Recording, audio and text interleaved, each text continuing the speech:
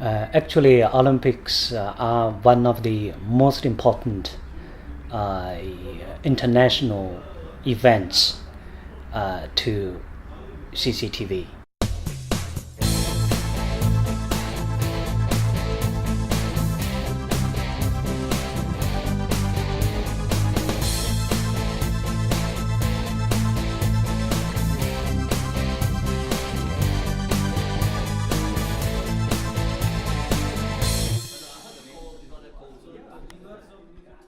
For those without an air ticket to London, the Olympics will be brought back to China via TV and internet feeds.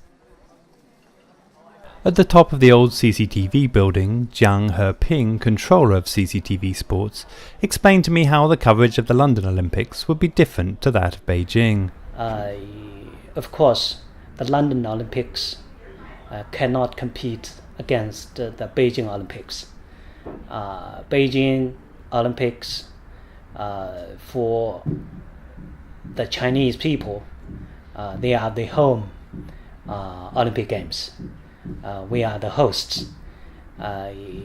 We have to play as the host. So that's the big difference. And another difference is the time difference.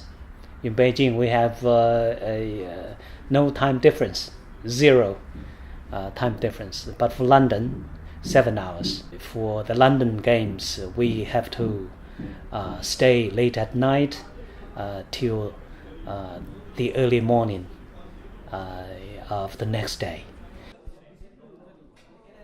For CCTV5, the Olympics is by far the biggest sporting event they cover, and although they can't hope to compete with viewing numbers gained at the Beijing Games, they are still expecting 325 million people to tune in every day to the 4 CCTV channels dedicated to coverage, as well as a new website with live feeds from the various venues. The first time the Olympics was live broadcast was in London in 1948, when the BBC set up cameras from a handful of events and successfully beamed the pictures to a limited local audience. I went to the BBC headquarters in London, where I met with Dave Gordon, head of major events coverage, and started by asking him about the progress the BBC had made with covering the Olympics since 1948. 48 was very important. I mean, the next big landmark's probably 60, 64, Rome, Tokyo, when pictures start to be beamed around the world live by, using cable and then sort of satellite, and then Mexico onwards, live television. Those sort of landmarks, terribly, terribly important. Once you could move away from black and white television, once the sound became better defined, till we get to the sort of 70s where, you're able to take cameras, almost everywhere and get signals back. And then I think beyond that, it's the way we've been able to get up close and personal to sport. I mean, very much sport in the sort of 60s, 70s, one sort of stood back and watched it. The best seat in the house was the camera in the grandstand, and limited use of close-up cameras. But nowadays, you can have cameras almost everywhere.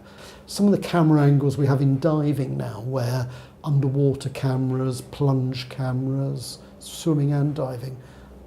I think we can just take our audiences far closer to the heart of the sporting action.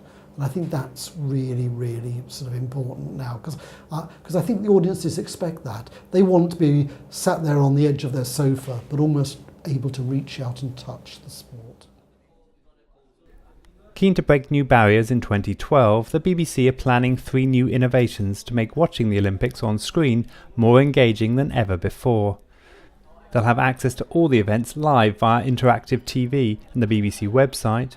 They'll have 3D coverage of the opening and closing ceremonies and some of the events, and a series of screens around the UK showing super high definition. I'm even more excited by super high vision. This, 16 times better than high definition, and I just think the pure quality of the pictures will be outstanding. I mean, those people have had the privilege to have seen some of the early experiments in super high vision, been absolutely knocked out. I'm one of those. I mean, it just feels so real, the picture. You see every sort of blemish on somebody's face, every little wrinkle, on somebody's clothing. I mean, it's just the absolute sort of feel for the reality of it is just so impressive. In fact, I would argue it's better than 3D because the definition is so good.